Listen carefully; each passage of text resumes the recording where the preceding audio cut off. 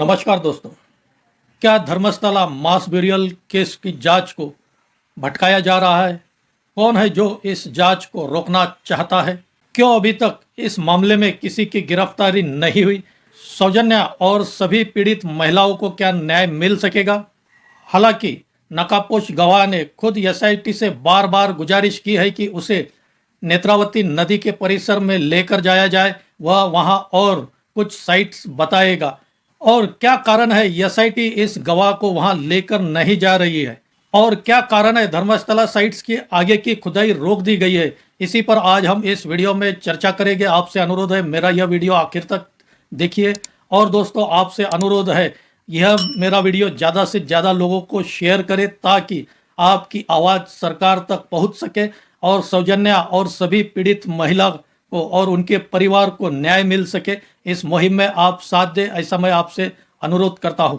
नमस्कार दोस्तों, मैं राजेंद्र दायमा आपका स्वागत करता हूं मुंबई टुडे लाइव चैनल में। नकाबपोश के बयान के बाद से ही धर्मस्थला के नेत्रावती परिसर में लाशों की तलाश की जा रही है। इस नकाबपोश गवाह ने खुद सामने आकर कबूला है कि उसने अपने हाथों से 100 से ज़्यादा महिलाओं के शव नेत्रावती नदी के परिसर में दफनाया है। उसने अपने बयान में यह भी कहा है कि इन महिलाओं के साथ यौन शोषण और कुकर्म किया गया। इसके बाद निर्मम तरीके से इनकी हत्या की गई और उसने अपने हाथों से इन शवों को इस नेत्रावती नदी के परिसर में दफनाया है। और 29 जुलाई से इस परिसर में खुदाई की जा रही है। नकाबपोश गवाह ने करीब 50 साइट्स चिन्हित की है और इनमें से करीब 13 से 14 साइट्स पर खुदाई की जा चुकी है। और साइट नंबर 6 और साइट नंबर 11A पर इंसानी कंकाल और खोपड़ी मिलने के सबूत मिले हैं। हालांकि इस शख्स ने बयान दिया था कि साइट नंबर 13 पर सामूहिक शवों को दफनाया गया है, लेकिन वहां पर खुदाई के बाद ऐसे कोई सबूत नहीं मिले। हालांकि इस शख्स ने अभी कुछ दिन पहले एक मीडिया चैनल को इंटरव्यू में कहा है कि पहले और अभी की परिस्थितियों में काफ़ी अंतर नज़र आ रहा है।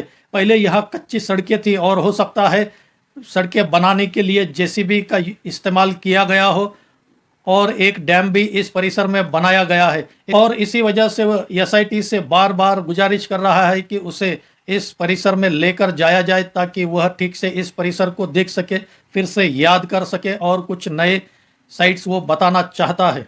उसने आगे अपने बयान में यह भी कहा है कि बाहुबली हिल्स के पास उसने केरल की एक महिला का शव दफनाया है। इस शख्स ने यहाँ तक कहा है कि वह झूठ नहीं बोल रहा है, चाहे तो प्रशासन उसका नार्को टेस्ट करा सकती है। लेकिन आज प्रशासन इस मामले में तेजी से कार्रवाई करता नजर नहीं आ रहा है। प्रशासन कोई ना कोई बहाना आगे कर खुदाई को टालने की कोशिश कर रहा है। इसका क्या कारण हो सकता है? 29 जुलाई से खुदाई शुरू होने के बाद आज करीब 23 अगस्त तक केवल 13 से 14 साइट्स पर खुदाई की जा सकी है। इतना गंभीर और संगीन मामला है, फिर भी प्रशासन तेजी से कार्रवाई नहीं कर रहा है। इसका क्या कारण है? क्या कोई इस जांच को रोकना चाहता है? क्या कोई इस जांच को भटकाना चाहता है? क्योंकि नकाबपोश ने अपने बयान में यह भी कहा था कि जिन पर वह आरोप लगा रहा है वह बड़े रसूखदार व्यक्ति है और हो सकता है उसकी जान को खतरा है, उसके परिवार की जान को भी खतरा है, इसलिए उसे सुरक्षा दी जाए। हालांकि कोर्ट ने एसआईटी पर उसकी सुरक्षा की जिम्मेदारी दी है। लेकिन यहाँ अब पुलिस प्रशासन भी सवाल उठ रहे हैं, क्योंकि जब इस परिसर में जांच की गई तो पिछले कुछ सालों में 400 से ज़्यादा महिलाओं के गायब होने की खबर सामने आई है। इतनी ज़्यादा संख्या में इस परिसर से महिलाएं गायब हुई है और पुलिस प्रशासन को इस बात की भनक नहीं लगी, यह एक आश्चर्य करने वाली बात है। क्या पुलिस प्रशासन जानबूझकर इस मामले की जांच नहीं की या किसी के दबाव में आकर इसे टाला जा रहा है? आज यह भी पूछा जा रहा है कि धर्मस्थला का मैनेजर कहाँ है और उसे अभी तक क्यों गिरफ्तार नहीं किया गया है। हालांकि इस नकाबपोश के बाद 6 और गवाह नए आए हैं और उन्होंने भी दावा किया है कि उन्होंने देखा है शवों को दफनाते हुए।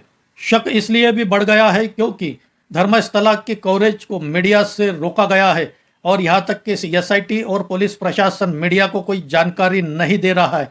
क्या इस केस को दबाने की कोशिश की जा रही है? क्या इस केस की जांच धीमी करने की कोशिश की जा रही है ताकि लोगों का ध्यान इससे हट जाए? क्योंकि आज धर्मस्थला को लेकर पूरे देश में चर्चा हो रही है और आज मीडिया में सभी तरफ धर्मस्थला को लेकर चर्चा हो रही है। कर्नाटक राज्य के गृह मंत्री ने बयान दिया है की खुदाई की हुई साइट्स की मिट्टी की जांच की जाएगी और इन जांच में अगर मानवीय हड्डियों के प्रमाण मिलते हैं तो इसके बाद आगे की खुदाई की जाएगी।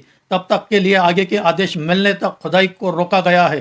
क्यों ऐसा किया गया है? आज इस चैनल के माध्यम से सरकार से हम मांग करते हैं कि पूर्व रिटायर्ड जज की निगरानी में धर्मस्थला की पूरी कार्रवाई की जाए और प्रतिदिन इस मामले की जांच की लोगों को अपडेट किया जाए, नागरिकों को जानकारी दी जाए।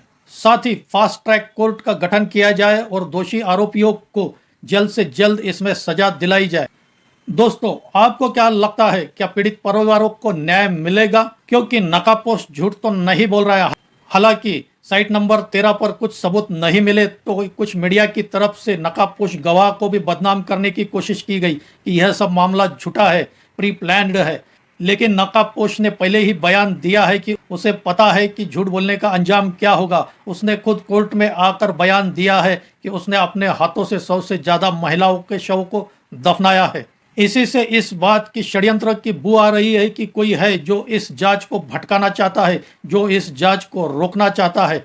दोस्तों, आपको क्या लगता है, क्या सभी पीड़ित परिवारों को न्याय मिल सकेगा? आप अपनी राय कमेंट करके बताइए और आपसे अनुरोध है, मेरे यह वीडियो को ज़्यादा से ज़्यादा शेयर करें। आज यही रुकते हैं। धन्यवाद।